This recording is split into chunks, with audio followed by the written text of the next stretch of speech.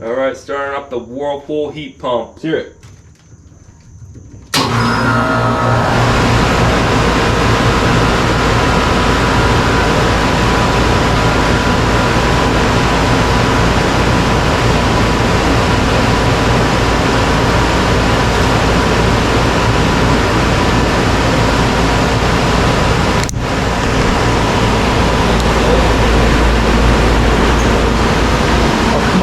You gotta turn it down more than that.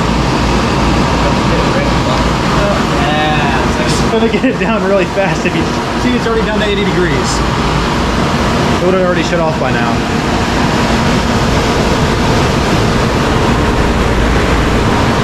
There you go. Come on.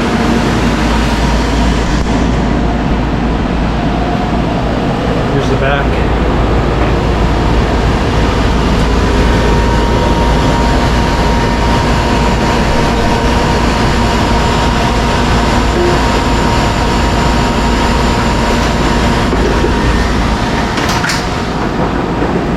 $1983 Whirlpool heat pump. Oh,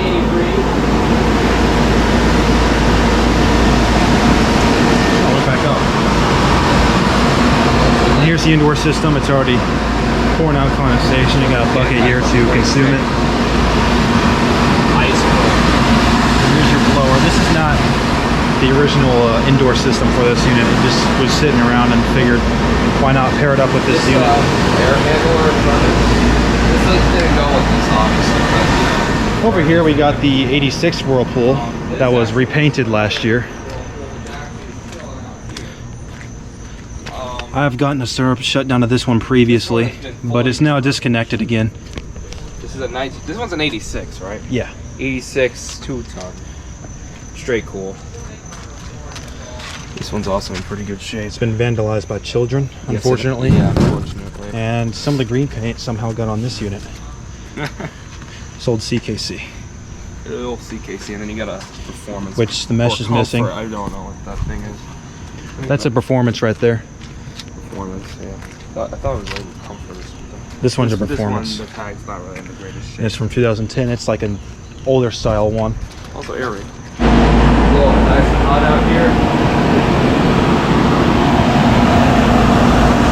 In a little bit, we're going to do a start shutdown of it with the cover off so that you can get a better ear shot of the compressor. Yeah, and then we'll also open up the car.